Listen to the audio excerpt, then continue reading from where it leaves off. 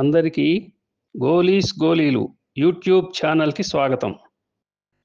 తెలుగు వాడిననే వారికి, తెలుగు వాడి తెలిసి తెలుగు వాడేవారికి నమస్కారం.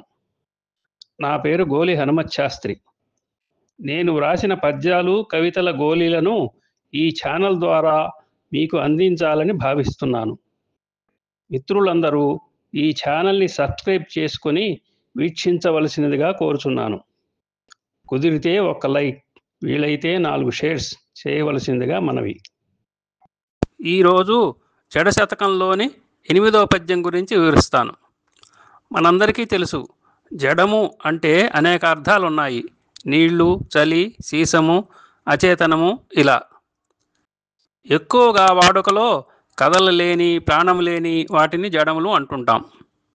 దేనికి స్పందించని వాడిని వాడో జడ పదార్థం రా అని అంటూ ఉంటాం.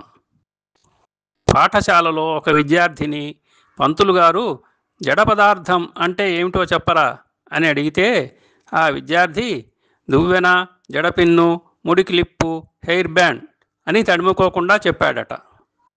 ఆ సరదా సన్నివేశాన్ని ఇలా పద్యంలో వ్రాశాను, వినండి. నుడువు మన జడ పదార్థము బడిలోనొక బుడుగు చెప్పే పంతులు కిటులన్.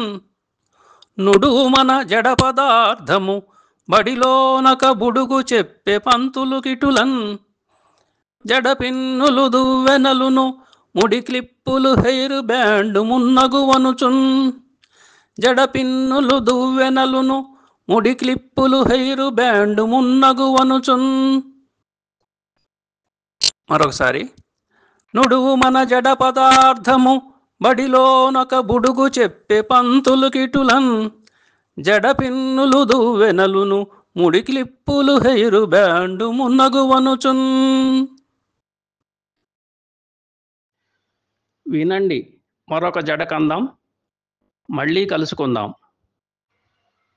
మనం తెలుగువారం, మనకు తెలుగు వరం. నమస్కారం.